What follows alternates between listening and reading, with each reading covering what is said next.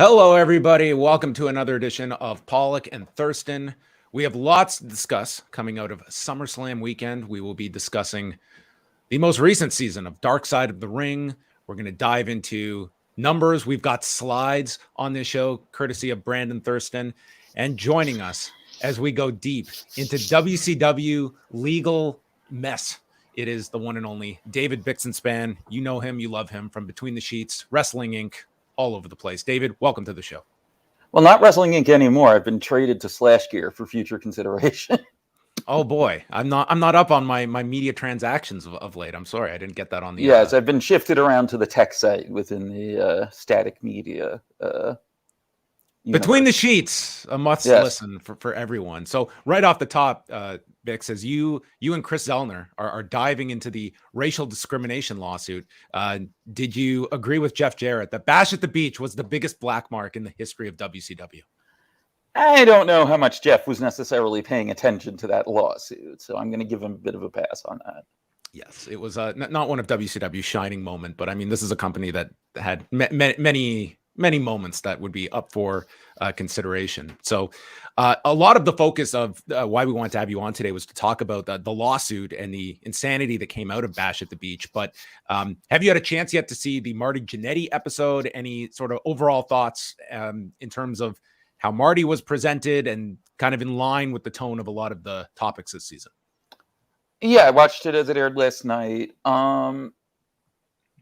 I mean, I think the key takeaway I have is the same one that everyone else has, which is that with the story of killing the guy who was a predator behind the bowling alley, from the way he was telling it, which did not sound like the way he was telling his tall tales throughout the episode, and that he told other people who they talked to decades ago,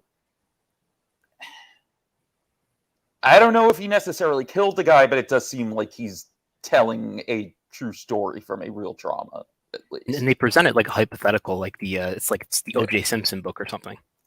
Yeah, but then after he does say specifically, when he's saying that he didn't kill a guy or the guy, he does say outright that the thing in the guy groping him in the car happened. He does actually say that specifically. Yeah, when he's denying the rest. Yeah, it sort of had I likened it to the same way the Matt Bourne episode ended, where it suddenly became this sort of murder mystery that they focused on. This one, I think, having a bit more relevance to people in the sense that they're at least aware of the story and going into it. I mean, you can come out of that, and I mean, I don't think anything was said so much in the episode that was this smoking gun. I don't think like an investigation is going to come out of this, but I think you could certainly leave it with the is your possibility that he murdered this individual heightened from this episode? I can see that. I don't know. I don't know how people necessarily take this when, I mean, it's just how Marty is presented in this whole episode. It's very easy to also just dismiss it with everything else, unless you sort of can discern truth from fiction with Marty, which is tough to do sometimes. Yeah. I mean, the takeaway I had, and I think that you guys would probably agree with, is even if he didn't kill the guy, even if it's not exactly true as he told it, it's informed by something bad that happened to him, it seems like, regardless. And I think we can all agree on that. I think so. Like that aspect of it, I think you have certainly is a bit of a more clear picture than how it was originally the story came out and such. That was just so focused on the murder and not necessarily what led to it behind that bowling alley and such. But yeah, it was an episode. I don't know what people's opinions are going to be coming out of it. I found it to be a pretty depressing story of an individual who's in great pain and is going to be for the rest of their life, and has just this clinging to sort of what if, like, if my career had gone right instead of left, I would have been all into fame and fortune. And it's sort of, here is a guy that just had numerous obstacles, many of which were that he was responsible for throughout his career. And here at the end of it, it's just a sad story of a guy of where he is in life. Yeah, and I also think that the whole murder, whatever story, and then kind of which I thought they did a good job, not like hitting you over the head necessarily with the idea of like, okay, something happened to him. But I feel like it also kind of it did work with the rest of the episode in the sense it's like, okay, there's some stuff this guy is burying that clearly caused a lot of these issues. It felt like. Brandon, did you have any strong thoughts on Marty Jannetty? I guess I didn't realize or didn't remember, I guess, that there was such a reconciliation between Sean and Marty. And I thought that was at least nice. I thought they were maybe just still to this day not really on talking terms. But I didn't know about the whole story about Sean calling him up and bringing him to this church organization, I guess. And but I guess I forgot too that he was brought back to WWE, signed, and then quickly fell into more legal trouble and got let go. Yeah. I think there were a pair of those. I was looking it up yesterday. The number I saw was like 8 times he's been in and out of the company. Because was that the run where he has the match with Kurt Angle? That's the 2005 one. And then there's another one the next year that is not covered in this. That's in the lead up to Shawn and Vince at WrestleMania. And he comes in he was going to be in for a role. And then I think it was the same thing where he was under house arrest and couldn't get like a day pass to continue going back each week. And they just washed their hands of Marty at this point. I think there was one after that, because didn't he get hired as a producer after that? I'm not recalling briefly, or got a tryout or something. Could have, because that would make it. Because that would make it 8 then, because you have the 5 in the 80s and 90s, and then that would be 3. Yeah, that would bring you up to 8. He did another cameo around one of the anniversary shows at the end of 2007, and maybe that coincided with at least some kind of producer run. But maybe. Yeah, I don't know if Marty was cut out to be a producer. I would think that would be that would seem like a lot of responsibility on the man's shoulders. But it's an unfortunate story of a guy, a really, really talented individual that for a lot of the audience became a punchline years later. But there's a really tragic story underneath all of this that I hope people don't take away just like look at this as some kind of like punchline or comedic element. There's a lot of, as you mentioned, Bix, like trauma that is probably the foundation of this guy's life, and went into an industry that he was just chewed up in, physically and probably mentally too. And also in terms of the talent, like, I'm curious to hear what Brandon thinks of this as a wrestler. Like, I feel like even if Shawn Michaels turned into a better worker, I don't think it's a stretch at all to say that at least when they were teaming, Jannetty was more talented. That he was the more of a physical natural in the ring and was more physically talented than Shawn. Yeah, I don't know if I have a strong opinion on it. When I was a kid, I liked Marty Jannetty better, but I think you saw it in the Kurt Angle match that he had in the mid 2000s that he still could work at a pretty strong level. So he still, if he could keep his personal life intact, he could have had a much better run.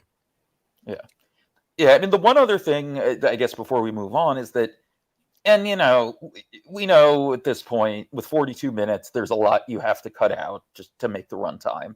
The one thing that I feel like without getting into the weeds on other topics that would have really enhanced the episode, although I guess he would have had to get in the weeds to do it, is to explain that one of the big reasons that the whole murder confession blew up was it was not the first time that Marty Jannetty had randomly confessed to felonies online. So I feel like without that context, it's a little harder for the viewer to discern, okay, well, this guy's posting all this obvious bullshit on Facebook all the time. Why did people take this one story seriously? That's why. Because he had told stories, at least one of which had been corroborated by multiple people who were there, of doing some very unsavory illegal things. Yeah, and I mean, what was the setup to the murder confession is the whole thing with his the DNA test with his daughter, and he just writes us off. Well, I was hacked. It's not real. And then I don't think any viewer is buying this from Marty. And then you're going into this story where you are, I think certainly your version of Marty's credibility is going to be a question when he's just writing off this thing. Well, I was hacked. I was hacked on Facebook, as we see the screenshot. And this, I can only describe it as Marty Jannetty language that it is written in, and you're trying to decipher what is even being written here. Yeah, there are certain people. Marty Jannetty is one. I would say, going back to his whole controversy, Rob Feinstein is another. Where if they get in posting something online or saying something in the chat with someone online, and you see the chat or the post or whatever, you can usually pretty easily discern whether or not they wrote it. They have a very distinct way of writing things online. Well, let's move from that one over to Bash at the Beach 2000, and we're going to focus a lot on the lawsuit that came out of this. That I would imagine people knew there was a lawsuit, but I don't think they necessarily are aware of just how long this thing greatly outlived WCW. This was like one of the remnants of WCW that many years later. In terms of just explaining the story, Bix, how did you feel they did so on the episode and taking, you had your competing talking heads in Bischoff and Russo and trying to outline this absolutely bizarre story to, I just can't imagine a non-fan digesting this and fully understanding it. But did you feel they did a pretty good job of it? I thought they did do a pretty good job explaining the distinction of what Hogan sued for, what got thrown out, what didn't, what ended up surviving that Hogan probably got the settlement off of. The one quibble I would have, I guess, with that part is how do I put this? I think that was a section where you badly needed a neutral third party on screen as a talking head to sort through it. Because, you had Russo and Bischoff sniping back and forth. You have Russo talking about this fax from Hogan's old lawyer to WCW, and they have a copy of it and they show it on screen, so it's clearly a real thing. And then they have Eric denying it existed, but it doesn't even seem like Eric is necessarily deliberately lying. It seems like he doesn't remember, because I don't think Eric is dumb enough to deny that existed if he knew that there was a copy of it in the lawsuit. And then you have Dave Meltzer being like, I have wiped everything WCW 2000 related out of my brain. I can't help it.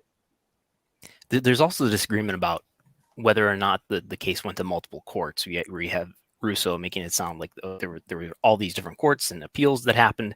Yeah, that was the truth. No. Yeah. Okay, so this did go to multiple courts. Yes, this did go to appellate courts. I think it twice.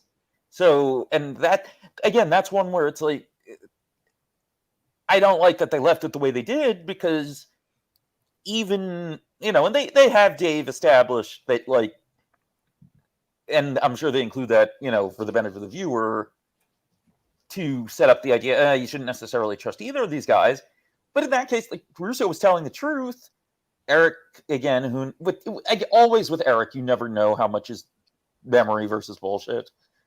But that's where it screamed out for, I don't know who you would get. I don't know if you would try to get one of the lawyers. I don't know if you would, in this case, maybe someone like Jack Encarnacio, because he's been over the stuff so backwards and forwards for Lapsed Fan episodes about Bash at the Beach 2000.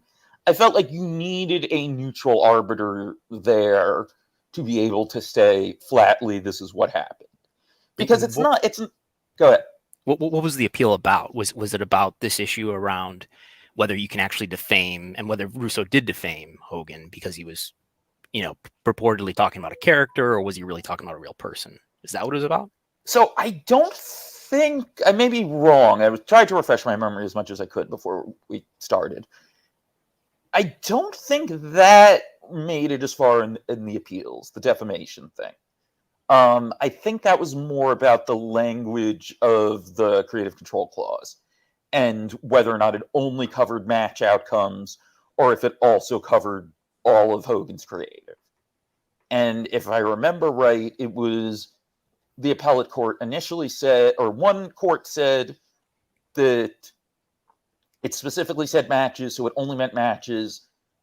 They did what they said, or Hogan said they would do for the actual match with Jarrett, so he didn't have a case. And then I believe an appellate court overruled that, saying that Russo basically nullified the finish of the match, effectively breaking Hogan's creative control, so that Hogan did have a case as far as that.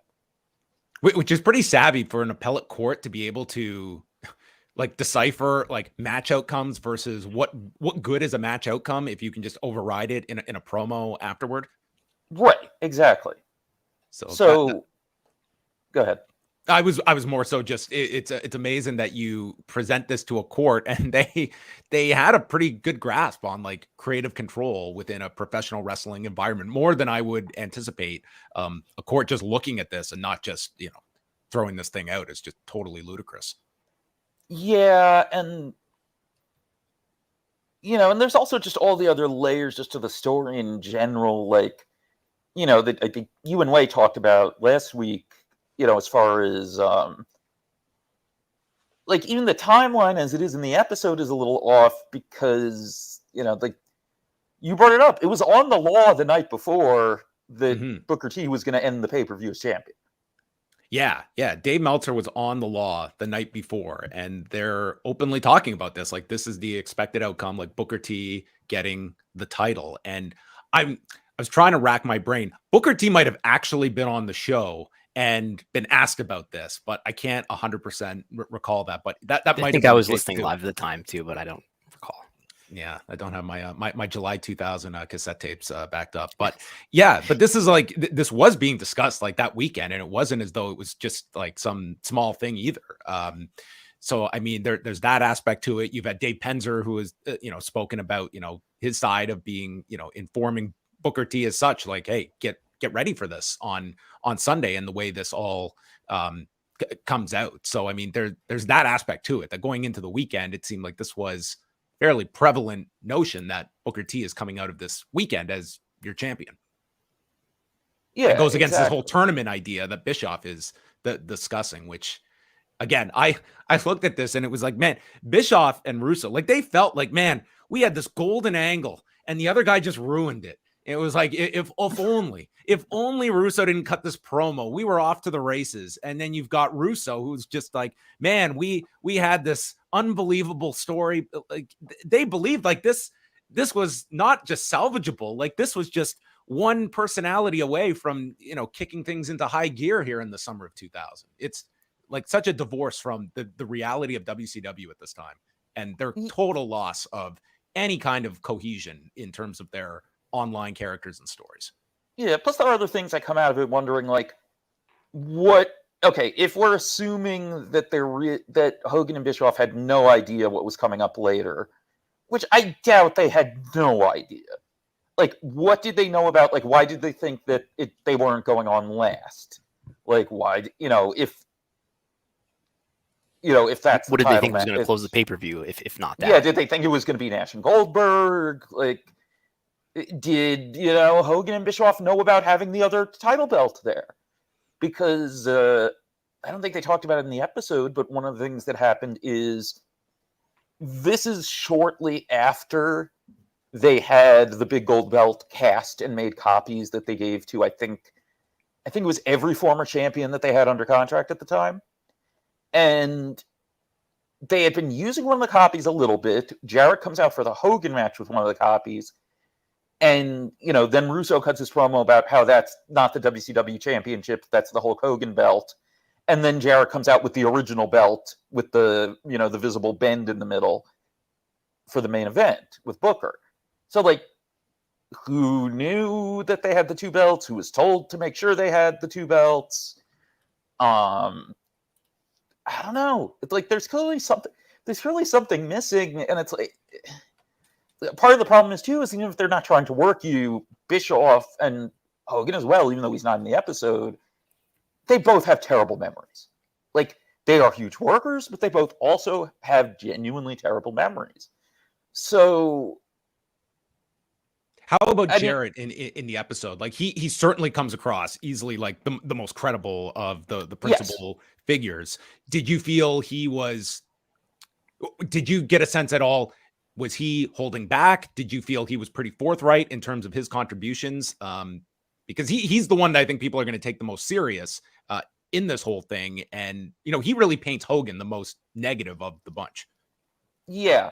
I thought he came off very credibly. I thought the most interesting part was watching it felt like one of the biggest works of the whole thing, the, delayed Jarrett entrance. He's saying, and I don't think he has any reason to lie here, he's saying that was him genuinely not being sure he wanted to go out for the match.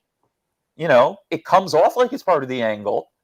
It didn't detract from what they were planning.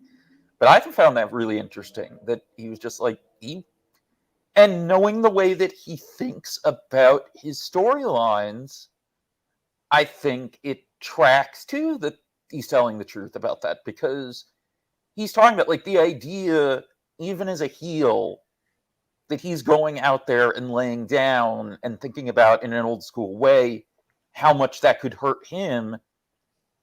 Like it makes me think about like when he quit WWF 5 years earlier, where, I think with some counseling from his dad, he came to realize, and I think rightfully so, with the whole storyline of where Road Dogg was going to be the one who it turned out had, really sung With My Baby Tonight, and it was supposed to be exposed at that July 95 In Your House where he lost the Intercontinental title to Michaels, and they did the lip syncing performance and all that. And then they quit in the middle of the show after the match. Jarrett's rationale was like, well, wait a second. The angle here is Rhodey exposes that he really sang the song and I didn't. Okay, I'm immediately a fraud. He's immediately given me my comeuppance. What's the story here? Where do I go from there? How is there anywhere for me to go but down? So like, knowing that he has that very analytical way of thinking about how he's presented, to me, that totally tracks that was his thought process at Bash at the Beach. It's also not even brought up in the and I understand like the time constraints and stuff, but the fact that like they had just done this angle like not all that long ago in October with Hogan, like the other with Hogan State, like they had literally just done this. It's not as though this was even some novel idea that they had come up with that was breaking with convention, breaking the fourth wall on television. And was Russo there at that time? I remember that was happening. Russo's. I mean, that was basically Russo's first night in the company, wasn't it? He did. I think he did the pay-per-view before the TV, I think. I think they were supposed to start on the night after Havoc, and they pushed it up a week. So he might have done Nitro, but it's absolutely his first pay-per-view. So it's his first, if not second show, and they're shooting this angle immediately. So that was that's essentially the construction of the entire idea going into it. Now, the suit is filed like pretty quickly after by Hogan, right? And this is for breach of contract and defamation of character is what he's alleging. Yes. And at what point are they making the ruling on like the defamation part? That is kind of where he gets the pushback from, but continues onwards. And for years, it's the breach of contract that is sort of the crux of the suit. Yes, both in terms of the creative control, but also to a degree as far as like pay-per-view bonus payments that he was not paid that he should have been, because he's supposed to be guaranteed those, I think, regardless of if he appears on the pay-per-view, or no, he technically is supposed to be getting them as advances. And after Bash at the Beach, he wasn't.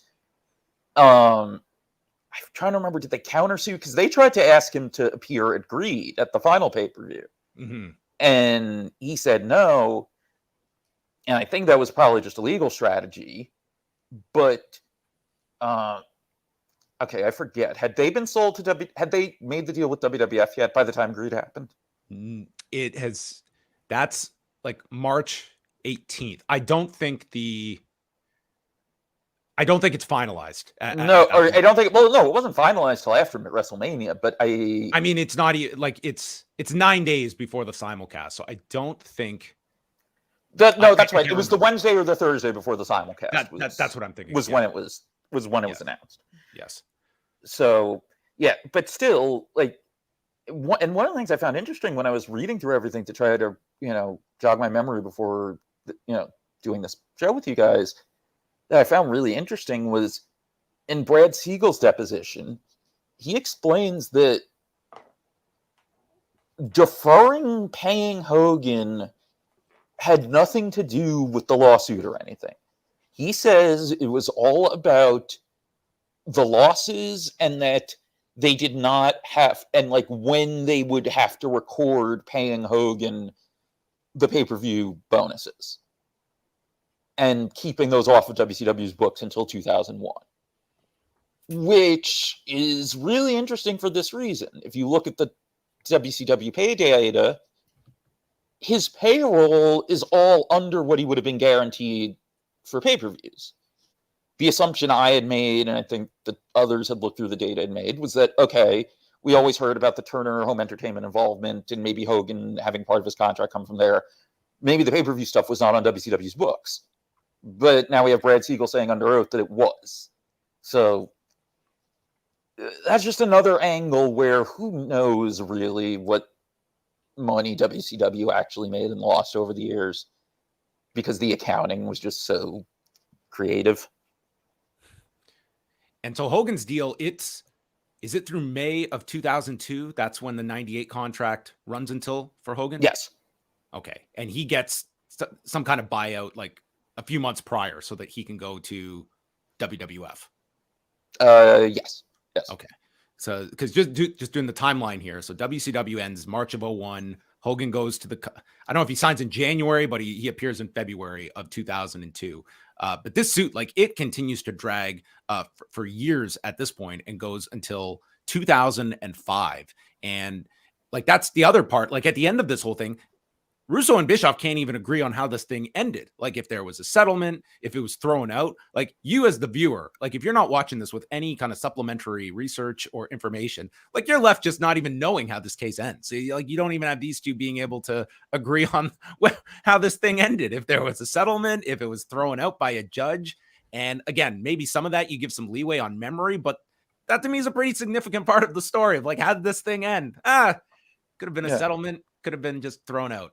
I mean, from Russo's perspective, I guess it's that it was thrown out because once the defamation is out of the picture, I don't think he's even a party to the lawsuit anymore.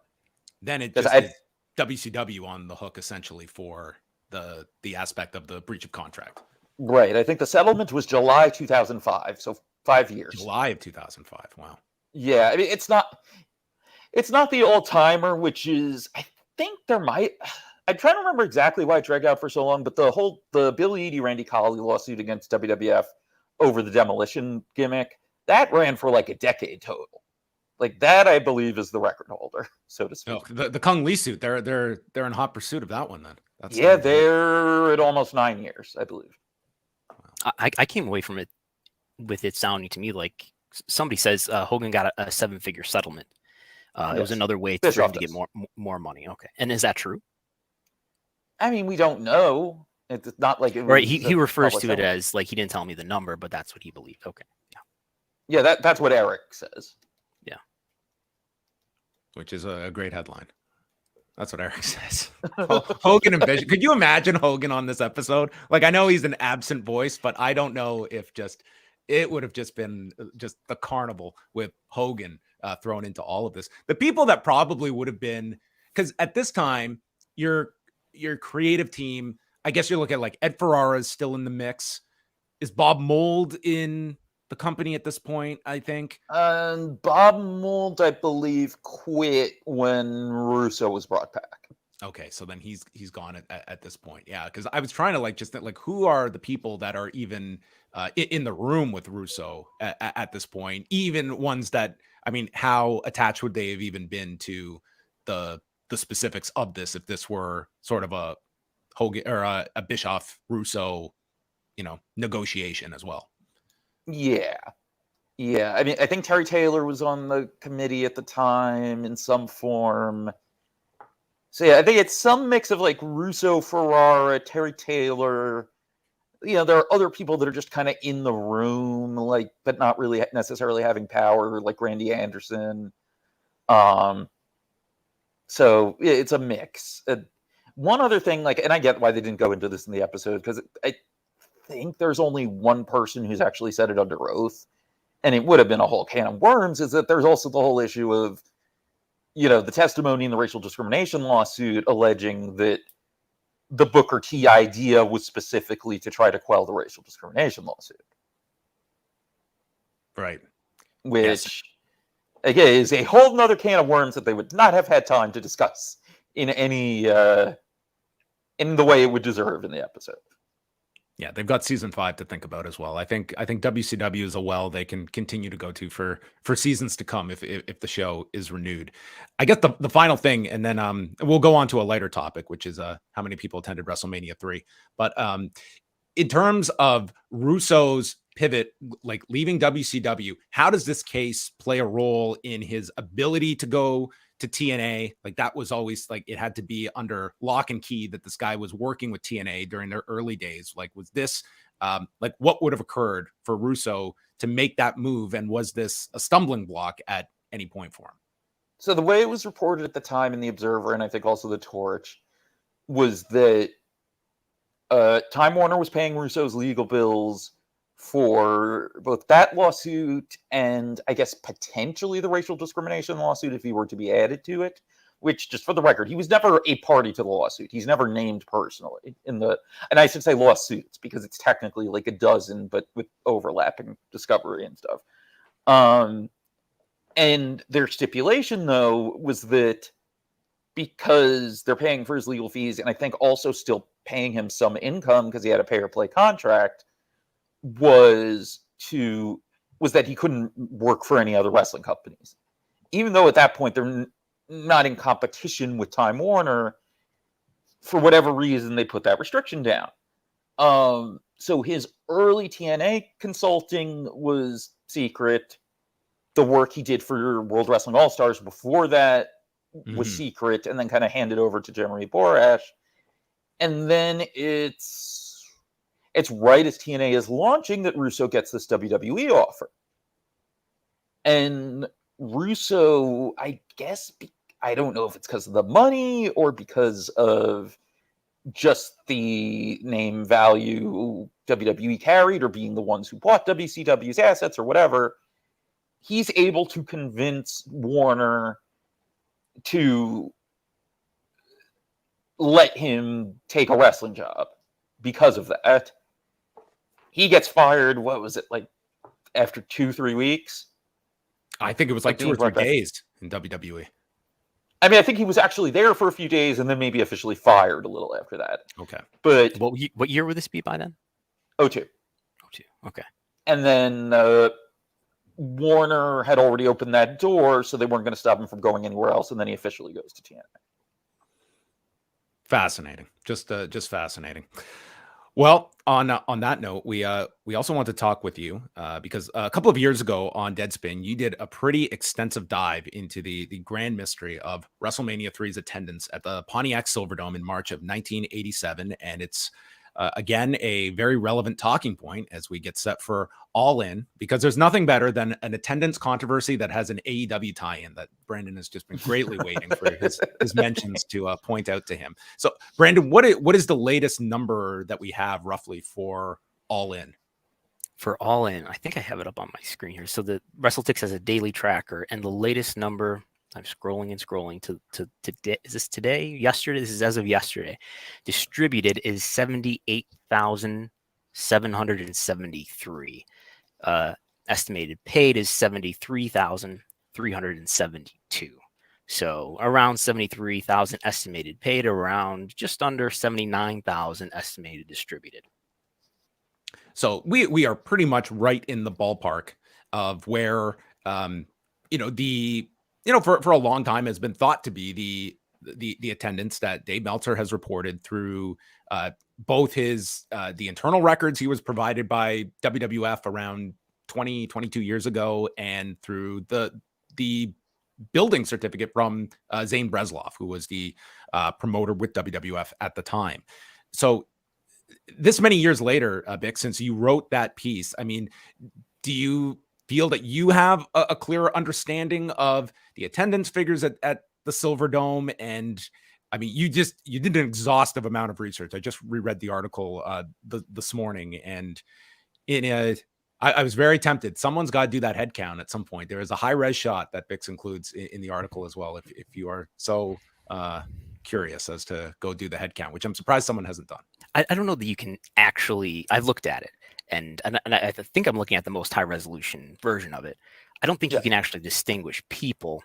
Something that I was considering doing, and I started like 1/6 of the work on it, is and this is assuming that there hadn't been drastic changes in the stands between when the building was destroyed and when WrestleMania 3 happened in 1987, is that there are some really nice high resolution photos of the empty stands just before it's demolished, and I think, and maybe you could count all the seats that way. I think a lot of this debate, I hope I'm not jumping ahead, but a lot of this debate hinges on what the real football capacity was for the Silver Dome, and whether or not the supposed capacity of I believe 80,300, something like that, whether that's the real capacity or whether that's exaggerated as well. Okay. So first things first, I should note too, and I'll send John the link so we can put it in the notes and stuff. I did do a follow-up on my Substack a couple years ago when I found some more information that got us a little further, and kind of to where my conclusion is now, which I think Brandon agrees with. So there are a bunch of elements in here. So the big one that's always kind of confused people is, thank you for putting that up there. No better headlines in the business. So your announced attendance is 93,173.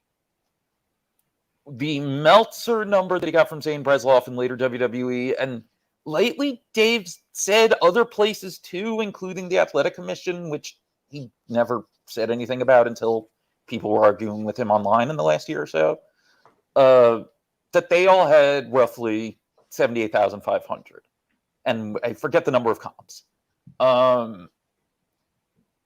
But the Silverdome's football capacity, so basically all of your fixed seats, was, I don't forget which was when, because there was a remodeling, and I forget which was the bigger number and which was the smaller number.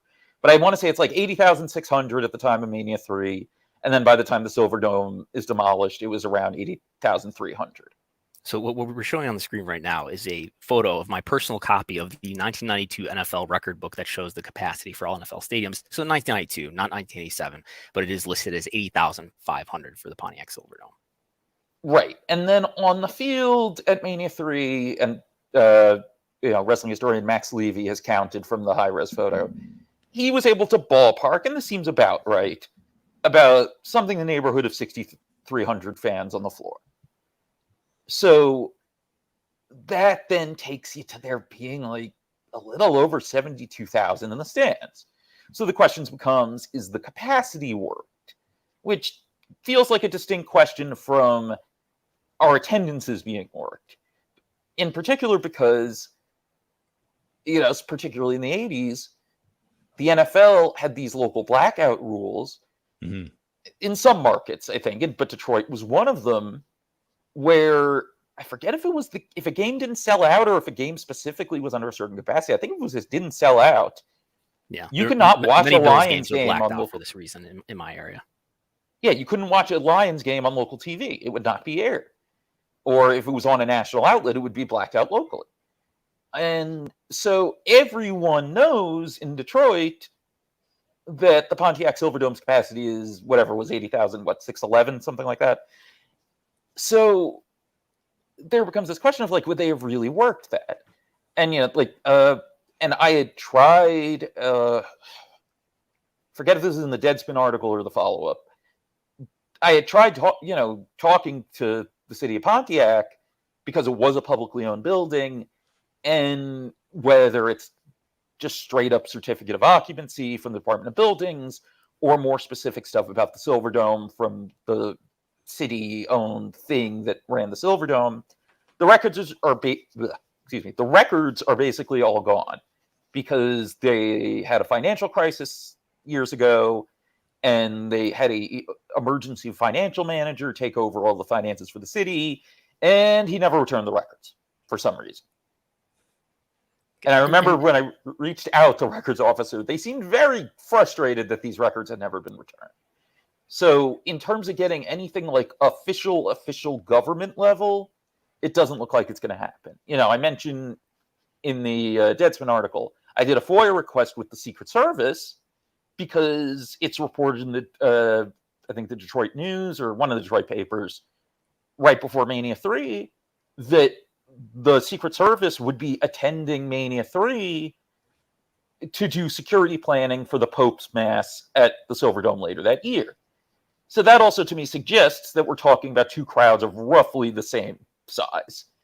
If they feel like that's not something they could do by playing, you know what I mean? If they were, if they could do it at a Lions game, they would have done it at a Lions game, but they're not. So go ahead. And to be clear, so if let's assume for the moment that let's say that 80,000, 600, 500, whatever it is for the football capacity, if that were legitimate, and we're looking at a photo here, looks like it's pretty full. Is there any reason to doubt that all the tickets for WrestleMania 3 that could have been sold? Is there any reason to doubt that it's not like a legitimate sellout? And we don't have part of what we have here that we have today. Is there's no production kills really, right? There's no giant stage like there would be today. The whole stadium, it looks like, is being used in addition to what's on the field. But is there any reason to think that, well, there were some tickets that just weren't sold that don't even allow us to get up to that capacity? Okay. It's a legitimate sellout. We know that for sure. The local papers were telling people it is a sellout. You cannot get tickets a few days out. It's a WWF show. They are not going to announce locally like that it's sold out if it wasn't sold out. Although, okay, I tell a lie, because then a few years later, for SummerSlam 92, for some reason they run the TV spot saying that Wembley Stadium is sold out for SummerSlam, even though it wasn't. For some reason, that wasn't only for non-UK consumption. Who knows why? So there is one time they did something like that, but still, I mean, realistically, this was sold out, and there's other complicating factors with that too. So this was something I had no idea about until I wrote the Deadspin article. But it makes sense. Unless you read those local newspaper stories, you don't know it's sold out. And it's wrestling in 1987, so there are a lot of people that are driving to the Silverdome thinking they can walk up and buy tickets. So, and I should add too, like the local WWF TV show would not have been sent out to the local market. I should rephrase that. It was sent out before the sellout. So, for the most part, a lot of people that wanted to go but didn't have tickets yet probably thought they could get tickets. And as I learned from both a Deadspin commenter and also then WWF photographer Tom Buchanan, great Facebook follow, by the way. Yes. They realized, like, oh God, we could have an issue here. There are thousands of people here without tickets. Let's let them in and hang out. Like, they won't just want to be here. Let's let them in and they hang out around the concourse and in the bathrooms and stuff. Tom Buchanan told me he thinks he has pictures. He knows he took pictures of it. I think he wasn't sure if they were pictures he would have still had or if WWF did. So there's potentially more people in the stadium, more fans who paid for entrance than there were seats. Right. And it sounded like it could even be a few thousand. So there's that too. And then if we're doing the McMath on all this, in terms of arena staff and WWF personnel and everything, there was a good another 3,000 people in the building. I think more. I think it was like 3,200 at least. So and we're talking about that. That's the announced number, which yes, as far as getting to the 93, 173, yes. So another factor in all this, going into the show, the number you see everywhere in the media, pretty much everywhere until the last couple days, is 88,000. Mm-hmm. Everywhere. In the Observer, in local newspapers. And then what became most interesting to me, and what really kicked off me looking up more and doing that follow-up on my Substack, a WWF press release when they crossed 80,000 about a week out, 88,000 about a week out. Here's what I found interesting about that. There's no follow-up press release after Mania to say, oh, we did even better, it's 93,173. So, yeah, it's a time where Titan Sports is a private company, but to me, that kind of read and still reads like saying that 88,000 is really the legit number. You know, that 93,000 is the entertainment number, but we're putting out this press release because this is a legit, huge, maybe record number. So there's that too. And then one of the weirdest things about all this, I want to say it was the last advance that Meltzer reported in the Observer, I think maybe 2-3 weeks out, it's in the Deadspin article, was 78,500. AKA the number he reports as the total attendance now. I don't know what that means, but I don't feel like it can be a coincidence. Mm-hmm. So there's that, and I feel like I'm forgetting one or two things before we really get deeper. But it just... okay, now I remember. Despite the sellout, though, there are fan photos you can find, and there are moments watching the show where you can see that there are a lot of empty seats in the upper deck. Are those mass bathroom breaks? Are those people who didn't arrive yet? Are those unsold scalper tickets? Hard to know, and hard to get a good count for how many. But we also know there were then thousands more people coming, maybe thousands, still a large number of non-ticketed standing room fans in the building, too. So it's hard to figure out the balance there. But anyway, so as far as 88,000 and the other reasons why that seems like that could be a legit number. Let me throw out this hypothetical. I'll throw it out to both of you, but starting with Brandon, okay? So all in comes, and let's say the real number that they end up, let's just throw out 82,000, okay, is the number they get in Wembley. And AEW puts out a press release, and it's suddenly on that Monday morning, you go to whatever some big trade picks this up, and it is promoted as the largest attendance in pro wrestling history, is how AEW trumpets this big number. Is there any response from WWE to either cite this show, to use the WrestleMania 32 number? Do you expect any kind of a response? I'll start with you, Brandon, in terms of WWE disputing if it is a big, like, national, like, sports media covering this, the largest pro wrestling attendance ever that AEW tries to hang its hat on coming out of this event. It would have to be really big. I think they try not to publicly respond to AEW and to pretend that AEW doesn't exist. I'm trying to think, what are the occasions where they've really addressed AEW specifically? The first week of Dynamite, they responded to the number, right? Marathon, not a sprint. And Nick Khan's made some comments that, really downplay their existence, blinders and all that. Never met the kid. Never met the kid.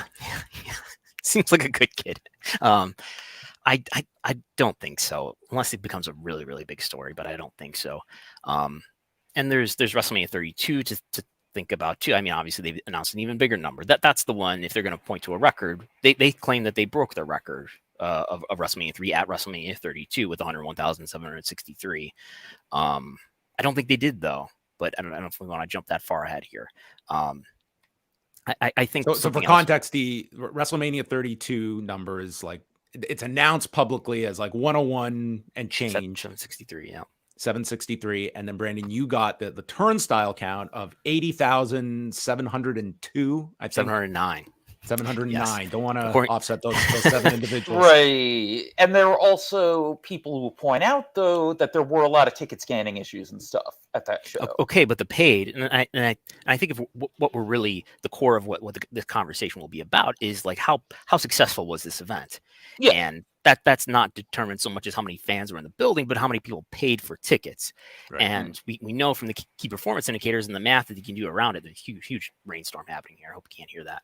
But that the key performance indicators indicate that because of the averages with and without WrestleMania, you kind of do the math, and it looks like the paid attendance for WrestleMania 32 in 2016 at AT&T Stadium is around 80,000. So even if there were ticket scanning issues, even if a lot of people got in without their tickets being scanned, it looks like the paid attendance, people who bought tickets for WrestleMania 32, is around 80,000. Maybe that doesn't include suites though, and I know AT&T Stadium's got some big suites, so I can't dismiss that part. Yeah, and I'm trying to remember what's the comp number. Okay, it's 2,300 comps is the number for Mania 3, roughly, for what it's worth, and we know that is the number regardless of what the actual attendance is. Right. Because I believe Meltzer was told it at the time. He was told 2,300 comps, you do the math, something like that. So that would, as you put it in your article, 85,000 paid for WrestleMania 3. If it was 88,000. Yes. Right. So here's where we get to how it seems like 88,000 is the real number. Later days of the Silverdome, where there's no permanent tenant, there's no more Detroit Lions playing there, they're playing at Ford Field, etc. They have a website, silverdome.com, that really just exists to drive rental business to the stadium. Keep that in mind. They do give the 93 173 for Mania in like a trivia section, and they also give a completely new, presumably made up number for the Pope that was higher.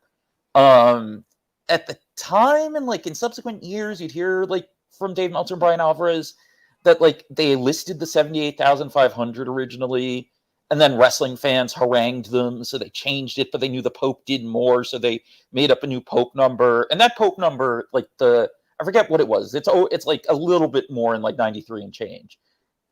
You cannot find any trace of that until this website.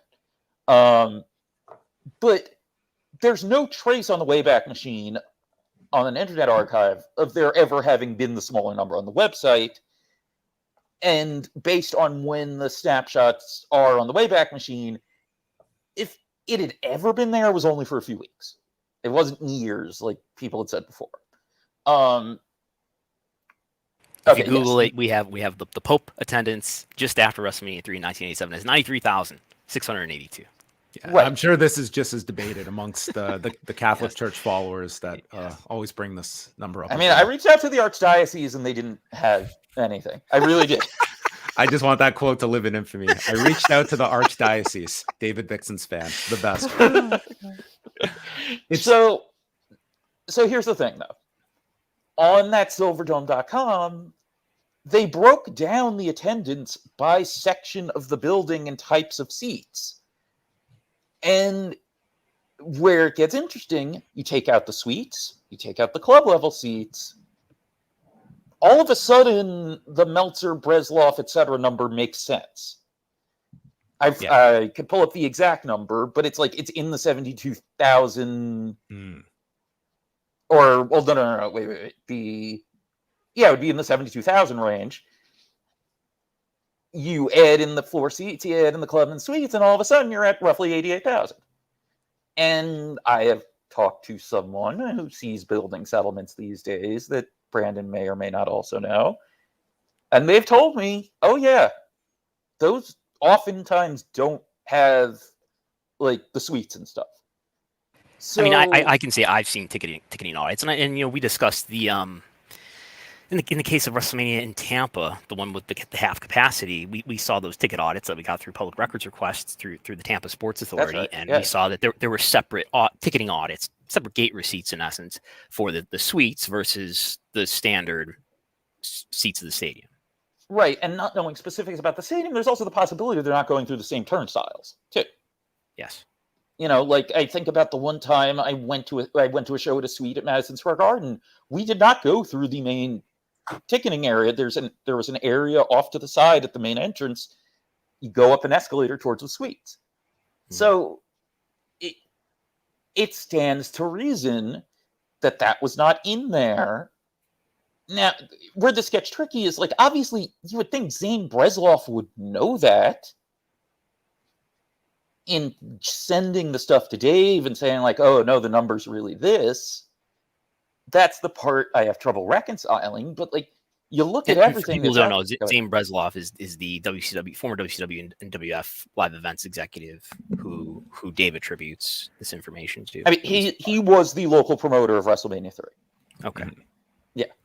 And passed away 20 years ago, for those curious. Yeah, I mean, I talked to Steve Harms, who worked for him, for the Deadspin article, and what was it? I think he says he thinks the 78,500 is a legit number, but he's not sure it's the entire number. Let me see. But you do the fact that the math works out so well, and everyone, including the Silverdome, was saying 88,000, going into the show. That feels to me like it's right. And then the thing is, too, you throw in, to do the WWF math, you throw in those standing room fans, you throw in the personnel, you can get up to roughly 93,000 in the building. Security outside. Yeah. Yeah. Okay, so here's what Steve Harms told me. It was about a week before the event, Zane mentioned to me that they could probably sell 90,000 tickets. They wanted the Silverdome to look full for TV, so it was time to ramp up the comp tickets, and that's what they did. I don't know or remember how many comps were out there by the event date. He knows former WWE employees who agree with the smaller number being the real one. He's also not sure if the total number of people in the if that's the total number of the people in the building or just number of tickets sold. Does that number include comps? Probably not. I'm quite sure there weren't 93,000 people there, or 90,000 for that matter, at the event. So that's what he said. Yeah, I'm doing all this in my head as we speak here. I guess. Yeah, we absolutely do. And just to be clear, by the way, like Brandon and I have talked about this, and he cited, like Brandon, I think, is in agreement with me that the roughly 88,000 ticketed fans appears to be the real number. Yeah, what would change my opinion is if somebody could show that the football capacity really was not 80,500. Yeah, of course, but they're not lying about the capacity, and it was only a few hundred seats difference in 2003 or whenever it was that they had the website. They're not lying about how many seats they have down to the section when they're just renting the building for high school graduations and stuff. This is an advertising tool. They need to have the actual number of seats there. So, and for like, events with stuff on the field, like political rallies and religious events, whatever, it did list the capacity as something like, I think, 90,000. What would the attendance have been if there was a Trump rally at the Pontiac Silverdome in one of the last elections? Then the actual attendance, or what he would say it was. What he would say, of course. He would say 150,000. There you have it. You would have all the attendance records. Ford Field, Pontiac Silverdome. You'd have them all covered. I guess as we look at present day, Brandon, like when it comes to like what Polestar reports and such, like are suites and that such, like is that all figured into the numbers we see on something like Polestar? Does it differ by venue? Like what is your kind of read on like when it comes I would have to look at what I got from the city of San Antonio, if that included suites. I would have to look. I think it might vary. I don't assume when I look at those numbers, like say the Polestar numbers, I don't assume that includes suites, because I think in a lot of stadiums, and somebody who knows more about these venues could correct us, but I think in a lot of cases there are people who hold access to those suites for the entire season, or maybe for all events in the venue. It's pretty much that. I mean, I can tell you when I went to SummerSlam 98, because my dad had a friend at CBS who had spare tickets, they held the suite year round. Yeah. And then that comes to the question, like, what are we monitoring here? Are we monitoring just physical bodies inside a building for an event, or are we trying to get a gauge of what level of popularity this event is generating, and we specifically tie that to people physically purchasing tickets to go to an event because they are drawn to it? And if you are someone that you have a suite, it's like, you're interested in going to see this event, but it's also something that you're not spending any additional money to see this event. So what are you weighing with those added numbers? And we can sometimes just get lost in like the volume number that WWE certainly puts such a high premium on, but look, what does that number mean? Right. I think you just got to go with both. Something I do want to mention too, I almost forgot, as far as, the standing room, we need to keep in mind too that like there's a confirmed time where they let a ton of extra standing room people in to set a building record. WrestleMania 18 in Toronto, they let a ton of, I forget if they charged or not. John, you were there, you'd probably know better. But they let like thousands of more extra people in there so they could claim a fairly legit Skydome record. Well, I definitely didn't get in for free. I can confirm that aspect of things, but it was like, I would not be, certainly once the show is starting and you just want to like fill people in, like there's plenty of, room that you can accommodate, standing room, for a lot of these buildings that you're talking about. That again, you can certainly look at like a number, and then if you are able to filter in more to just load up that number. And they're also basically undocumented. It's like you can't even necessarily dispute it if you want to throw some number out. And like we're talking about the Silverdome now, of like the potential of people just getting in at the end. Yeah. Now, I have a question for Brandon, though. For Mania 32, do we have any indication of how fans with tickets in like the party area of AT&T Stadium, like the places that you are buying tickets to be in the building for the event, but you're not actually in the bowl or the suites watching the show? Do we have any idea how those would be counted? All I have is an email from Arlington Police Department saying the turnstile count was 80,709. I think I did follow up with them about a year later to ask them if they had any details about whether or not that included suites. They didn't know. Don't you have the bid book and some information about that year's WrestleMania? The bid book I have. Well, no. The bid book I have came later. What I have like all of the Arlington like audits like of every dollar they spent for that Mania. Okay. But I don't have anything to do with the stadium activities. No. When I checked, fun side note to that, Brandon knows the story. I don't think John does. So when I was doing all that research, to try to get, Mania host city stuff for what ended up being a Mel Magazine article about the whole, how much money are these cities spending, etc. One of the things I did was, you know what? Okay, let me do a record request with the Arlington Police to be like, hey, here's this article from this Brandon Thurston saying he emailed you and you sent him this number. Could you send me what you used to arrive at that number? And presumably they would know this because of security reasons, I guess. You want to know how many people are in the area so that you know what you're... Something, yeah. And their responsive document was the email exchange with you, including your cell phone number that they did not take out. Luckily, Bix already has my number. To serve and protect. Wow, that's great. Here in an open carry state. Here's a random person's phone number. I mean, I don't know. Boy, would you be interested to learn how many court records I've gotten that have people's social security numbers in them? Guys, look out. Okay, David Bixenspan's got the magnifying glass out, so be careful out there. Well, we can kind of just let's put a bow on this just in terms of like the focus of why this topic is coming up, and that is All In, and just sort of some of your thoughts, Bix, on what this number represents for AEW, because it's really interesting that they are going to, like, by leaps and bounds, have their biggest show to date, and yet I don't think anyone's tying this to some kind of popularity peak, and if anything, it's a bit of a dip for AEW when we look at how they're drawing domestically. But what would you assess as just like the health of the company going into All In, and how you feel this show is going to be viewed in company history? Like, it's a gigantic feat for them. I feel like we're not going to have a good feel for it until we're week of, because it's gotten better this last week, but we're still in that.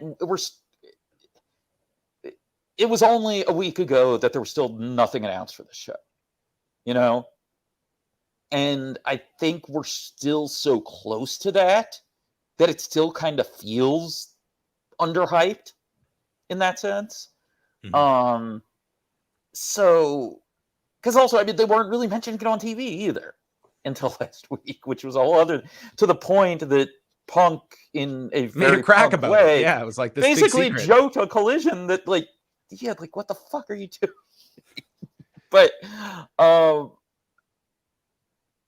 like, it feels as we're several weeks out that it's the venue and the crowd is as much of a draw as anything else on this show. I would say it's the leading factor, that if this show is going to do above your normal range of an AEW pay-per-view, it's all because of, attaching, like, this is a historically significant show. And I think that is going to hit that week for people. And once you have a full card, like, the card it'll be a very good card on paper. I think everyone expects it to be. But Brandon, do you kind of lean on that in terms of, we've seen AEW, like, attaching something as historically significant, that does make a meaningful difference. I think it will for this one, but the idea of them, like, doubling, like, what they do on a normal pay-per-view, like, I think that's probably an unrealistic goal here. Like, I don't know how this is going to do on pay-per-view. Yeah, especially with the fact that they're going to be doing another pay-per-view the very next week, asking fans to pay $50 on one, is it a Sunday, Saturday, whatever it is, and then 7 days later again. On a WWE John, weekend too, that Labor Day weekend. But yeah, John, do you want to give a NordVPN plug while we're here? We might need. Yeah. On a side note, for those that are in Canada, the TSN Plus free trial ends today, and that's people's ability to watch Collision and Rampage. So I think NordVPN might be getting a lot of business from Canadians. Oh wait, TSN Plus is not just part of your cable subscription if you have TSN? So that is what I'm trying to find out today, is if my cable subscription gives me access to TSN Plus, the streaming service. I'm led to believe no, but I don't know that 100% yet. I've asked TSN, and we will see. If I don't get an answer, then that's probably my answer. How many years had this been a free trial then? I'm very confused. This thing launched around the end of last year, early this year. It's just been months of this streaming service that you've just had automatic access into. And if you don't have TSN on cable, like, this thing is $8 a month. And I can't fathom wrestling fans, if you're only watching it for Rampage and Collision, spending like that will drastically impact their Canadian fan base. So it only includes the stuff that is not on linear TSN. Yes. Okay. So it's like ESPN Plus in that sense. I mean, well, it's the same company, right? So yeah, they have a percentage of TSN anyway, but a separate topic there. But yes, the VPN services are going to be in full effect, I think, over this next month or so. But I think this is. Oh, go ahead. I was gonna say, like, I am curious. I think fight business you can't really gauge because it's going to do better in the UK anyway. There's more interest, etc. There's more promotion. So I don't think you can really try to gauge, are more people using VPNs or anything based on that. I am curious to see if maybe between afternoon and depending on how many people you're going with, potentially price, I am curious if movie theater business is up. Yeah. I think it's incumbent on AEW to make this a really great show and put on a strong card. I mean, usually their pay-per-views deliver. Even, you know, I think of the first Forbidden Door, and, you know, feeling it was kind of a lackluster card going in, and it turned out to be a really strong card. But this is a really big opportunity for AEW to create not just, you know, another pay-per-view brand, but this could potentially turn into a WrestleMania brand and draw them tens of millions of dollars every year if it comes off really well, and if they continue to run a stadium show a year under this All In brand, which it makes sense to do so given the history of All In 2018 of being, you know, the precursor to this company existing. So it's I don't think this is just, you know, let's put on a house show here. We've already got, you know, 70 some odd tickets sold, and we'll make some more money on pay-per-view too. I think this is a really important moment for them to create a really strong brand for themselves, again, to draw tens of millions of dollars in revenue every year if they do well. Yeah, there is also the X factor, though, of, I mean, it's pretty hard to convince me that there wasn't a different plan for how the show was going to be distributed, at least in the US, when it was envisioned. Because if this was always going to be a pay-per-view, do you really think they wouldn't have just made this all out?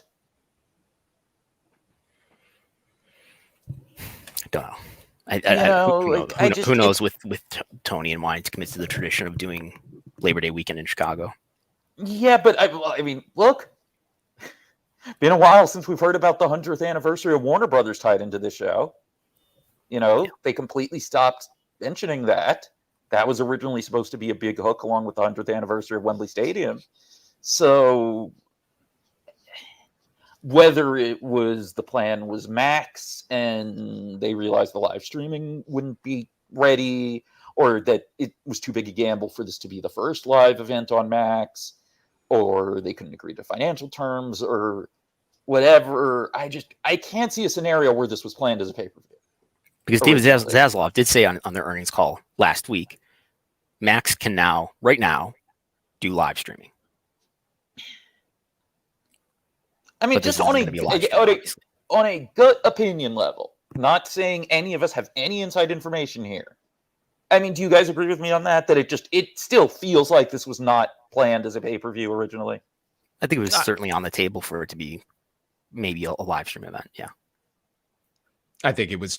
I think all the you connect the dots that I think it was always, worst case, we put this on pay-per-view, and not saying this is worst case, but it's like, this was their fallback. And I think, yeah, you could have looked at many different options for this. I think it's a real risk doing back-to-back pay-per-views, but this is also an audience that, I mean, maybe we will look at this and this is an audience that they're just going to buy both shows.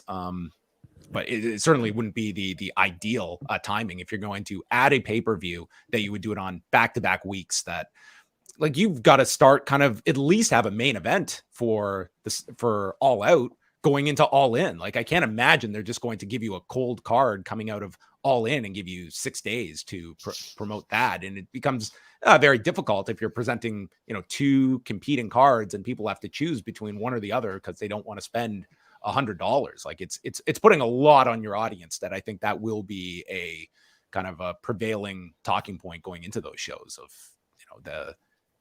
are people going to spend that? And do they have the time to watch both? Like, there's a lot of fans that will, hey, I'm watching Payback on the Saturday night. I've got my wrestling fix. Like we saw from this past Saturday, like, people have a limit when it comes to wrestling. It's like, am I watching Collision and SummerSlam? No, I'm watching one or the other. I'm not watching both. And that, it doesn't even matter, I think, if there's a price attached to it. Like, there just is a breaking point, and it's realized each week with the hours that are necessary to keep up with these two products. I mean, I think it was very instructive coming out of Saturday that the number Collision did, both total audience and in the key demo, was more or less identical to what that previous low July 1st show did, which was the same day as Money in the Bank, but not opposite Money in the Bank, because that was in the UK. And to me, previously it was like, oh, it was this extreme outlier, being taped, which that show was, doesn't usually hurt. So could it have been that? Maybe not. I think now that we saw what Collision did opposite SummerSlam, I feel like, we'll see how much of a pattern this becomes. Granted, it'll be head to head the vast majority of the time. To me, that just suggests that people were wrestling out for Saturday, and after Money in the Bank had no desire to watch Collision. And that's why the number dropped so much and recovered so much the next week. Because, again, it's with 0.13 rating in the demo and, a little over 400,000 viewers or whatever it was, like, that's enough of a dead heat with that July 1st number that I feel like that has to be the obvious inference. Except for when the Shayna Baszler and Ronda Rousey MMA fight was on the screen, and the audience for Collision increased by about 10%. Really? Is that true? It went up 10% on Collision? I have it here. 12 and 13% during the quarter when that match started, yes. Wow, that's interesting. And that was for the finish of a Christian Cage live promo. Oh, man. So maybe it was Christian's daughter that was like the big draw for that backstage segment. I don't know if it was Metalik and Jay White, but wow, that's very interesting. Well, maybe it was that there was 2 Jay Whites in the segment, but Jay White and the Jay White card were cut out. Maybe that was the draw. That's true. It was the twin magic that we had on Collision. All right. Well, Bix, it's been great to chat with you. In keeping with tradition, every time I have you on, I go way over what my time is. But have you noticed I've increased it every time I ask you to come on? Like, the first time was like, we'll talk for 20 minutes. This one I want to say was like 45-ish, and we only went an hour 10 here. So next time I just might ask you to come on. We're going to go an hour easily. But all right, so plug time. Yes, I want you to get everything out there.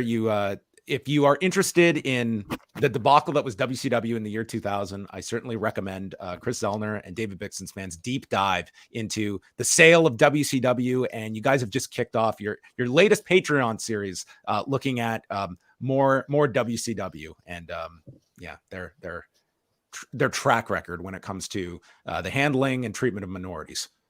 Yeah, so the podcast itself, Between the Sheets, available wherever you can find your podcasts, at BT Sheets Pod on Twitter, and then the Patreon. So the main podcast is we cover a week in wrestling history as it was, looking at how it was covered in the newsletters and playing clips of TV and stuff when applicable. And on the Patreon, if you're at the $5 a month tier or higher, at patreon.com/Between the Sheets, which John has helpfully put on the screen, and I'm sure will be in the show notes as well. We do a monthly deep dive into a specific topic. Sometimes it's a multi-part series, sometimes it's a one-off. And yes, right now, so for July, we did part 1. August will be part 2. on the WCW racial discrimination lawsuits, mainly about, the Bobby Walker, Sonny Ono, Hardbody Harrison, etc. lawsuit that gets kicked off in 2000, but also some of the previous stuff, like the previous Bobby Walker lawsuit, the Charlie Norris lawsuit, where Greg Gagne tried to teach him how to dance like an Indian, among other things. And we also talk about from when Thunderbolt Patterson was trying to sue, and this is like the first hour, I think, of part one, a interview that Ole Anderson gave to Thunderbolt Patterson's lawyers in 1992, when Ole was between WCW jobs. And I'm guessing John has listened to this already. I don't know if Brandon has. Shocking level of, if not bluntness, because it's Ole Anderson, then honesty about how WCW in the office would treat black wrestlers, and how, even though he recognized their value and wanted to do outreach in the black community, was willing to lowball black wrestlers because he felt like they didn't feel they could negotiate, among many other things. So, yeah, if there's one of many takeaways from this show, it's that if you were an aspiring member of WCW's executive or creative staff, whether you're Bill Watts, Ole Anderson, or Vince Russo, don't do an interview right before your big job, because man, do they have a track record of saying some terrible things that could bite you, as you will go into Vince Russo's WrestleLine interview, a very famous interview in 1999 with his volunteering of his thoughts on non-English speaking performers. Yes, and then also the ways he has kind of tried to reframe what he said, which is not really an accurate reflection of what he said, and how that affects the lawsuit and other things. And then, part two will be coming out later this month, and it'll include a lot of, again, a lot more, not necessarily in the weeds, but about the specific Sonny Ono and company lawsuit and all sorts of stuff. One of the plaintiffs who got a settlement being a guy who never wrestled a match for WCW. Lots of things that Terry Taylor and others said that were alleged under oath, as far as how they spoke to and about minorities. Specifically in part two, we'll be hearing about a dispute that Terry Taylor had with Harlem Heat. An article in A Magazine about the lawsuit. I just don't really know what A Magazine is, but the article is very interesting, where they talk to the plaintiffs, and I'll drop this detail. They also talk to Kaz Hayashi. And boy, is there some stuff in here that I can't believe I'd never heard before, that people are going to find very interesting about how WCW used him and how they treated his work fees and stuff like that. I'll leave it at that. But that's coming up then. So yeah, patreon.com/between the sheets. Like you said, other WCW stuff we've done include, it ended up being 4 different parts in 2 different little series about the sale of the company. Bischoff torch talk after he first got the vice president job, and so much other stuff. We all have our various ECW shows too, in the or as we like to call it, the Eddie Gilbert, Paul Heyman canon. Thomas Edward Gilbert, for clarification. Thomas Edward Gilbert Jr. Yes. Professionally known as Hot Stuff Eddie Gilbert. Looking at, when they booked Continental together. Earlier this year, we covered the year in the life of Paul in '93, where he starts in ECW and has the split with Eddie, but also is trying to get the thing going with Jim Crockett. And I feel like I'm forgetting some. And then, and of course, the death of ECW after the 6-part TNN series, which covers Into the Invasion. I'll drop this out there, since I'm sure this will be tantalizing for people who haven't heard it. If you want to know about the time Paul Heyman astroturfed the ECW Invasion storyline into happening by sending emails under dozens of burner accounts to wrestling news sites, patreon.com/between the sheets. And then coming up September and October, we'll be doing Todd Gordon's new book, Todd is God, and kind of comparing what he says to what was in the newsletters and what Paul and others said as far as the history. This is a wild book. For those that have not read Todd is God yet. It is something. So yes, I highly recommend it. We look forward to all of that stuff, Bix. Thank you so much for jumping on with us, and hopefully people having a lot more insight now into many of these the WCW lawsuits and of course the WrestleMania III attendance figures. So we'll definitely do this again sometime, and thanks for joining us. Thanks, Bix. Thank you so much for having me. All right, there's David Bixenspan, a man who it was very hard at that press conference on Saturday to keep a straight face as one individual was speaking at length on the in front of the media, and I like his impression of one Paul Heyman is just it's one of those impressions that is now embedded in me that when I hear the original, I can't unhear. Roman Reigns has tilted sports entertainment on its axis. The Marlon Brando of professional wrestling. But yes, that was I didn't even get to chat with you. How did you feel about the press conference on Saturday? You did get a very good question in about Vince's role in creative, and Hunter giving an answer very beneficial to one Vince McMahon, but alluding that he is not all that involved, that he is not overriding anything or chiming in as much as maybe which is not consistent with the reporting that's been out there that Vince has on multiple occasions driven a lot of changes on short notice to Raw and or SmackDown. Which we don't know if maybe this surgery has impacted that at all, but I would feel very confident that at least prior to that surgery, he was very much making his feelings known. Right. I think it's interesting to think about the politics there, that Pollock is apparently, comfortable not giving Vince a lot of the credit. I mean, I know he praised him and said without Vince, there wouldn't be any wrestling perhaps. But he's comfortable not giving Vince too much credit for the success of the content lately. While, just sort of, downplaying the role that he has. I guess it shows that maybe they perceive that, they understand that people look at whether Vince is involved in creative as a negative. So yeah, I mean, I think, do you believe that he is as not involved as Pollock said? I'm skeptical of that assertion. I absolutely do not believe that since WrestleMania.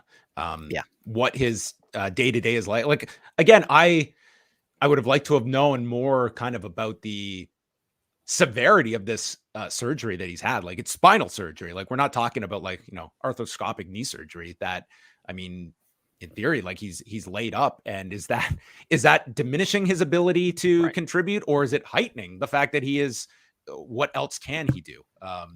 I don't know if we really get a straight answer in that sense, but one of the questions, as I said on Sunday, what I was hoping to get at is, well, one, maybe he would tell us some example of something that Vince has contributed that was a good thing. I was leaving it open for that. But that, Vince's his reputation is that he's this tireless worker who never stops working, who doesn't get, you don't really get sick. You can work when you're sick. And if he's just giving counsel and talking, if all he has to do is have a phone conversation with somebody, that's something that you can do even if you're laid up in bed, I suppose, especially when Vince McMahon. So is that something that's going to, while he's on medical leave, keep him from, or not? But yeah, and I guess the question I was interested to ask would as well be, does this medical leave coincide with the idea that even if he is healthy to return, is it a distraction for him to come back as this investigation is ongoing? Are they going to look at that as any kind of get this behind us before Vince is thrust back into this? But given the new information we have through Endeavor with their own earnings call, is that it looks like this merger is set to close imminently in next month. And the fact that, it's interesting, just the fact that you have Vince McMahon, who is so tied to this, and this merger is about to go through, and what is his involvement going to be at this critical point? Yeah, well, Endeavor said on their call yesterday that it's going to close, they expect, in mid to late September. So that's a tighter timeline than we've had before. WWE just on the previous week had their call, and they said it was still going to be sometime in the latter half of the year, which is now. so we have some more clarity on the timeline. And with that, I mean, this has been consistent, but I guess when people saw this, and mainly it was from your coverage of this call, the fact that there is going to be cost synergies, but this is not a new development, but it is just a, the fact that like this has consistently been stated, and like there are going to be cuts, and it's just a question of where they're going to be. And Nick Khan has at least given some leeway, or at least explanation, that there are certain areas that they want to be untouched. But whenever these massive mergers go through, I mean, there is a certain gutting process that is kind of the good and the bad that comes with these mergers, and good for the companies that can find all these savings, bad for the people that are kind of on the ground floor and working for these companies. Yeah, it's unfortunate that the employees who have played a major role in helping WWE become as profitable as it's become, and have helped WWE become as monetized as it's become, especially in this last year where consumer popularity has increased, that there will be probably a lot of layoffs shortly after, I would think, this merger is closed. In terms of, I tweeted this is what was said, this is what was published, but a lot of the reaction is, oh, they're going to cut this and that talent. I don't see any obvious reason why that's going to happen. And Nick Khan has said that the areas that they're going to protect the most is going to be production and creative, and I would think talent. He didn't say talent, but talent goes along with that. I think it speaks to the difference, that the different way that wrestling fans look at these stories, and the different way that people who are covering WWE stock look at these stories. In that, for people who are covering the business side of this, and I don't mean me, but like people who are stock analysts and things like that, obviously they think, oh yeah, this means corporate employees, which it does, versus wrestling fans who, when they think of there being cuts, they think of the people who they recognize from television being cut.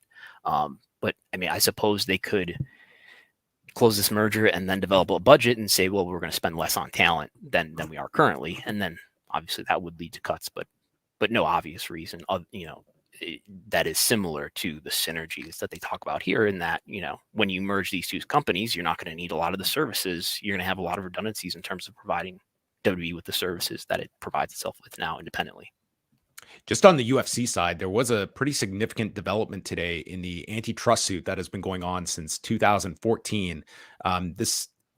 Today, this is after like over 2.5 years of, it's been relatively quiet on this suit.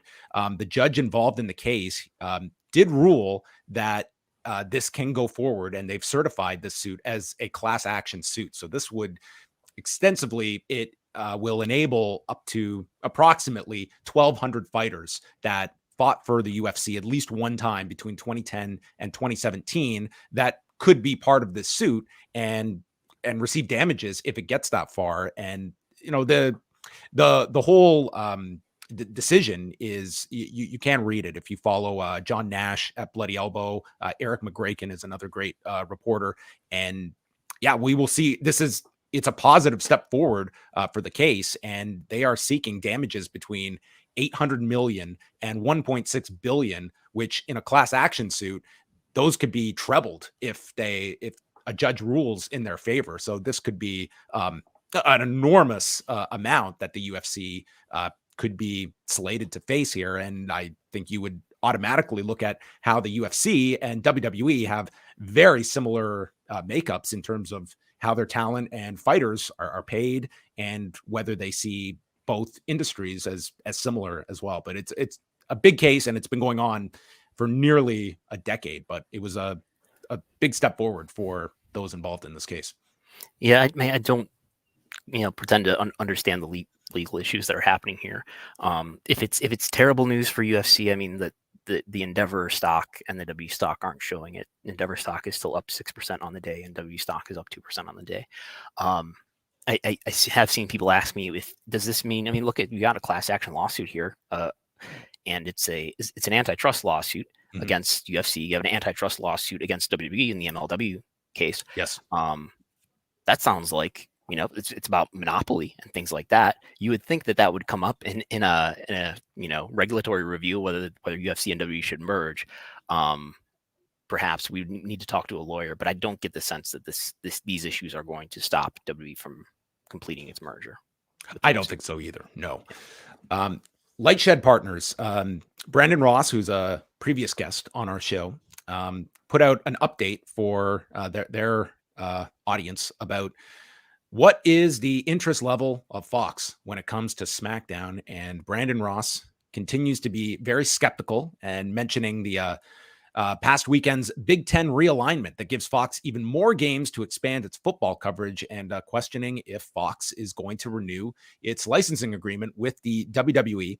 And he writes, "We remain unsure who will take SmackDown. We wonder if TKO will attempt to package SmackDown with the UFC as part of a Disney renewal after the TKO deal closes. However, that could be complicated for ESPN given the uncertainty around ESPN's future at Disney. In better news for WWE, we believe Comcast's NBC Universal will re-up on Raw fairly shortly. WWE programming is critical to USA Network's future since USA basically offers no other programming value outside of Raw." Ouch, if you're USA Network. Brandon Ross just slamming down your programming slate. But not wrong either. And this kind of continues like the next rights renewal. It seems like the ball that is up in the air is SmackDown. And just the way things are shaking out, it certainly seems that, that another home for SmackDown could be very likely in the scenario, unless Fox comes to the table, and I think would have to go above that $205 million figure. I think if that's their ceiling, I think I can't see WWE agreeing to no increase. Right. It's so what we're talking about here is that the possibility that WWE could soon announce renewal for Raw. Does that involve NXT? Who knows? But soon announce renewal for Raw, that be complete in public, and still have the SmackDown deal outstanding. And if Fox is not a future home in it would be fall 2024, then the other players would include perhaps FX, which is owned by Disney. Disney just reported earnings, by the way, but would include maybe FX, according to a report from the New York Post. Could include Amazon Prime Video. There was interesting discussion that we talked about last week in terms of if you think about the next 5-year deal beginning fall 2024, that goes into like fall, if it's a 5-year deal, let's say, or a 4-year deal even, then we're talking about the fall of 2028 or 2029. By then, cord cutting has happened even more, and you've got an even less coverage of the tradition of the TV home universe. So maybe there needs to be a streaming component to not just your PLEs in your library, but to your core content, Raw and SmackDown. In the case of NBC Universal, well, I guess that could mean that there could be some simulcast at some point during the term of Raw onto Peacock. Could imagine that. What would be the streaming home for SmackDown? In the case of Fox, I don't know where that would even be. I think, as we discussed last time, because Fox doesn't have at least a subscription streaming service that WWE would fit well into. Fox Nation is not it. I don't think Tubi, which is a fast, is it either. So who knows? I mean, if it's on Amazon Prime Video, I'm concerned about the reach of Amazon Prime Video, even though, yeah, it's in a lot of homes. But it's not something, there's a lot of friction between me turning on Amazon Prime Video versus the vast majority of people turning on Fox, and the promotion that SmackDown benefits from by being on Fox and it being promoted during NFL games and things like that. So what Brandon Ross is talking about here is potentially, maybe, them waiting until the merger is complete, perhaps this fall, and then you've got a combined TKO, which is WWE and UFC, and UFC has its rights held by Disney, by ESPN, and maybe SmackDown rights could be dealt with UFC rights to Disney. It's very plausible. Sure. Do you see any kind of effect on SmackDown if they were to go out and announce a Raw renewal and leave SmackDown hanging? Do you think like there is any value to that as opposed to just waiting till both deals are complete and we can announce it all as one tidy package? Not that I can think of. Can you? I'm just thinking of like it makes it clear SmackDown is on the open market, but I would think anybody that is in these talks is more than aware of that fact. I guess it also goes to show, like, if SmackDown is your quote unquote free agent, is there, like, granted, their numbers are doing very well now, but are you more incentivized to like load up this show when Raw can, is essentially, it's locked in that SmackDown should be your number one show, and whether it's just riding this bloodline wave or it's just putting more and more that this is the show we are shopping, and it is the one that we should be presenting our biggest valuable content on. Yeah, it could be. I mean, I don't know that SmackDown needs a ton of help as long as there's questions around whether Roman Reigns is healthy. But bottom of the third. That's right. But he rarely wrestles, so I mean, he's gonna, according to Sean Ross Sapp, he's not gonna miss his scheduled appearances anyway. And if all he's got to do is do backstage segments or stand in the ring and hold a microphone and wrestle every 4 months or whatever it is, he could probably get by. Hail to the Chief this Friday night. That's right. He's not missing that.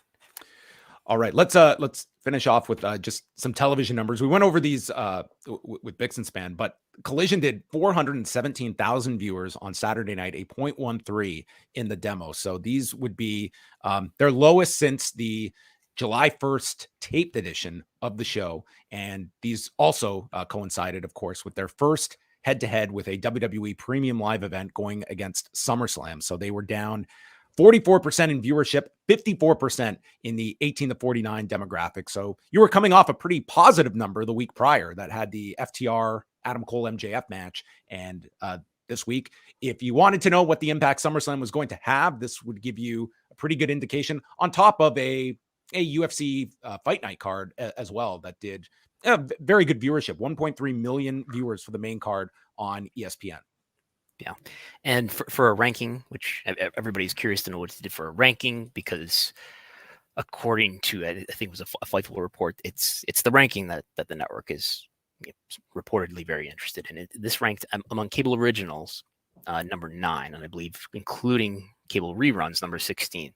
So yes, some episodes of Friends and an episode on Comedy Central of Seinfeld outranked in the demo Collision on this night. But SummerSlam is probably going to be the third biggest WPLE. Imagine this is going to go against WrestleMania and the effect that's going to have on this one. But I think we've got a big challenge coming up for Collision, and to see whether or not Collision can really stay focused on producing really strong shows that people want to tune in to see. They're going to be going against big sports competition in college football beginning in September.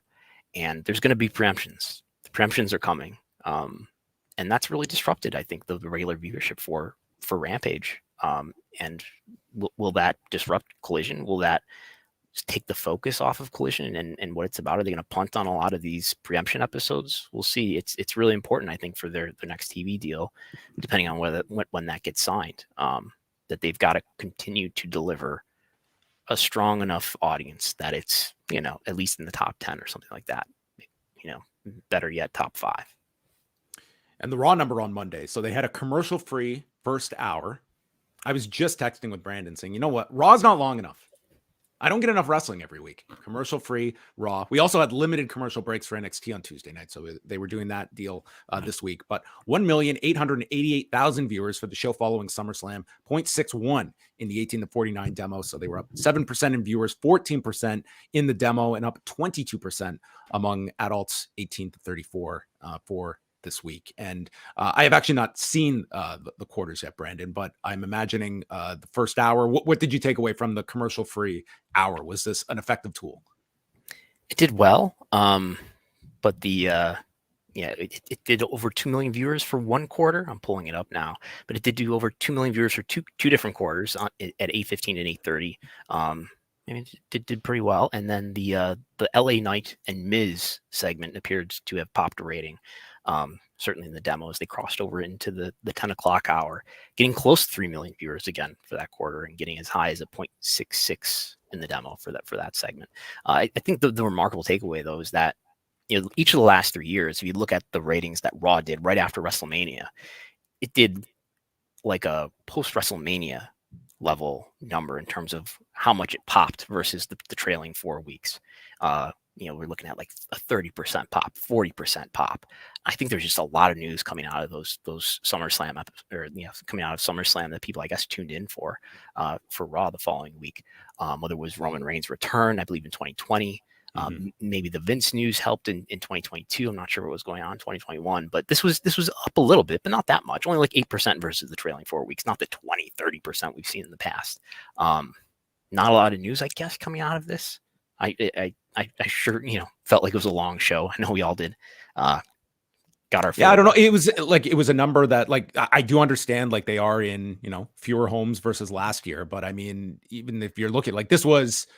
I'm looking at what was it doing lately the last 4 weeks. Yeah, yeah, it's a great point. Like, like, again, 7% increase in viewership, and it was, the third most watched WWE event on Peacock in history. So a lot of people saw SummerSlam, and yeah, they got an increase, but it wasn't at your usual jump that you would see for a post SummerSlam. Like, I was just looking at like last year, what they followed, and I think some of that you can attribute some of that to, like, we had this period where Vince is removed in the lead up to SummerSlam, and I think there was some of that embedded in people that, okay, this is Paul's real start was after SummerSlam, but I still attribute it to it's post SummerSlam, and that was going to drive last year's number the most. Yeah. So there you have it. The latest on Raw and Collision numbers. My final topic for you is, as we are about a week removed from the Vince McMahon investigation disclosure, I guess what do you see as sort of do you imagine this is going to be something that is going to be just kind of in the background unless an indictment comes down? I mean, it would seem that is the next logical step in this whole process, and it's sort of just going to be this background story until, like, something like an indictment comes down, and then I think that would put this.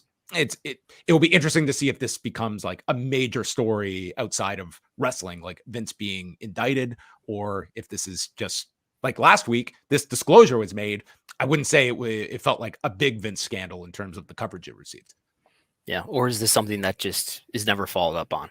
I think we need to talk to somebody who has, some legal background to get an idea of how much legal exposure is there for perhaps shareholder fraud or something like that. Because I think I have to think that is the issue at hand here, is that you spent somewhere around $20 million out of your pocket and didn't record that as company expense. That's probably fraud.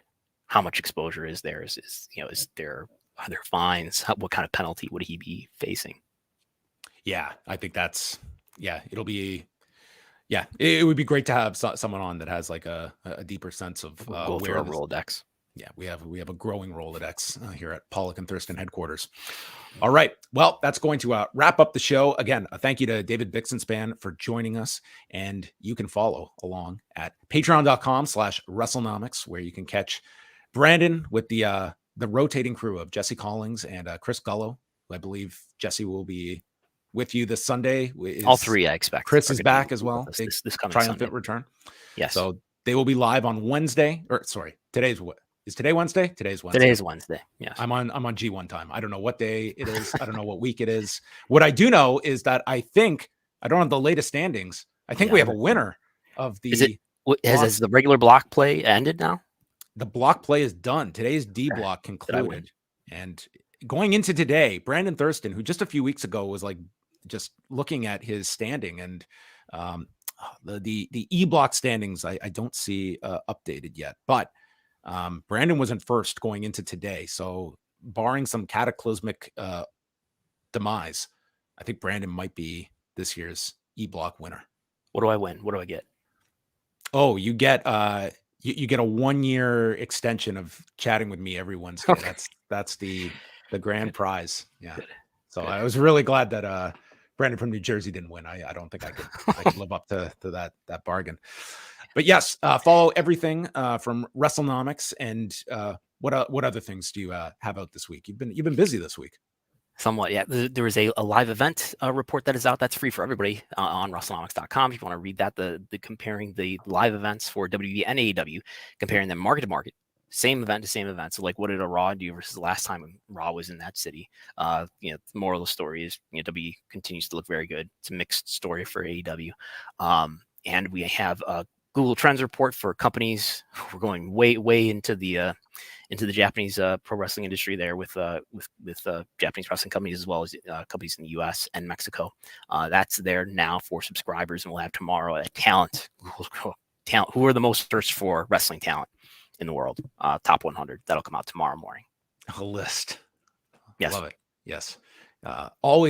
Usually whenever a list comes out, what I love are all the responses that are like, nailed it. Mhm. Perfect list. That's most of Exactly. them. Yeah. Yeah, that's it. Okay, well, look out for that. Tonight, Wei Ting and I will be live right after Dynamite on the Post YouTube channel, discussing Dynamite, and then we will hop on over at postwrestlingcafe.com, where we will chat about the world according to Marty Jannetty, the season finale of Dark Side of the Ring. And as a bonus, for anyone that downloads Rewinded Dynamite late tonight, early Thursday, you will get a bonus interview with Chris Hero, discussing his new role as a producer at AEW, as well as chatting about this week's West Coast Pro shows, and even a little bit on exotic Adrian Street. So that will be a bonus interview for those that download Rewinded Dynamite tonight. So check out all of that at postwrestling.com, Wrestlenomics.com. And that is it for us. Thanks to everyone for tuning in for another edition of Pollock and Thurston.